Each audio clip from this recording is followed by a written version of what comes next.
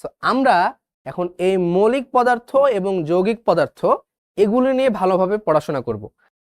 ওকে, আচ্ছা শোনো, মৌলিক মানে সবসময় মনে রাখবা এটা হচ্ছে সিঙ্গেল। মৌলিক মানে কি? সিঙ্গেল। কথা মনে রাখো, আমি তোমাদেরকে খুব সহজভাবে বোঝাই দেওয়ার চেষ্টা করছি। মনে রাখবা, মৌলিক মানে হচ্ছে সিঙ্গেল আর যৌগিক মানে হচ্ছে মিঙ্গেল। তো আমি আশা করি যে তোমরা সিঙ্গেল মিঙ্গেল খুব ভালো মতোই বোঝো। এই বোঝো না? সিঙ্গেল মানে কি আর মিঙ্গেল মানে কি বলো? বোঝো, আশা করি বোঝো। এই যে সবাই হাসাহাসি করছো, হ্যাঁ। তো সিঙ্গেল মিঙ্গেল এটুকুই বুঝে রাখো যে যে একা থাকে সে হচ্ছে সিঙ্গেল, আর যে আরেকজনের সাথে থাকে, লাইক তোমার কিছু ফ্রেন্ড আছে, হ্যাঁ, সেটা যে কোনো টাইপের ফ্রেন্ড হইতে পারে।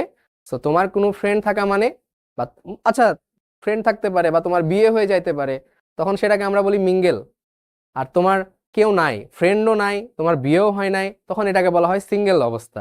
ওকে, সো মৌলিক পদার্থ হচ্ছে সিঙ্গেল, যৌগিক পদার্থ হচ্ছে কি? মিঙ্গেল। সো আমরা এগুলো দেখবো এখন যে মৌলিক পদার্থ কি কি।